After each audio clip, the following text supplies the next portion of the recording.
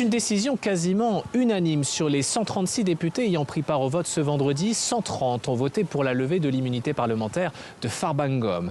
Il y a une dizaine de jours, l'Assemblée nationale avait été saisie par le ministre de la Justice sur demande du parquet financier. À l'origine de la procédure, des rapports de la cellule nationale de traitement des informations financières, la CENTIF, faisant état d'opérations suspectes totalisant 125 milliards de francs CFA, soit un peu plus de 190 millions d'euros. Parmi les infractions présumées, celles d'association de malfaiteurs, de blanchiment de capitaux, d'escroquerie portant sur les deniers publics, de trafic d'influence ou encore d'abus de biens sociaux. Pour le groupe parlementaire PASTEF, le parti au pouvoir, cette procédure s'inscrit dans une volonté de faire de la lutte contre la corruption une priorité. Les avocats du député dénoncent de leur côté une commande politique. Farba Ngom est une figure de l'ancienne majorité et un proche de l'ancien président Macky Sall. Le dossier de l'Assemblée nationale se limite à des lettres du procureur de la République.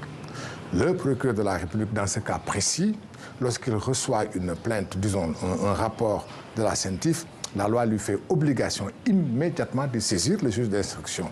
Il appartient au juge d'instruction de saisir l'Assemblée nationale, ce qui n'a pas été fait. Donc si c'est le procureur, il agit sous l'ordre, sous l'autorité du ministre de la Justice, lui-même agit sous l'autorité du Premier ministre. Donc pas de dossier, et en plus ce n'est pas le juge d'instruction, c'est le procureur. Manifestement, c'est une cabale.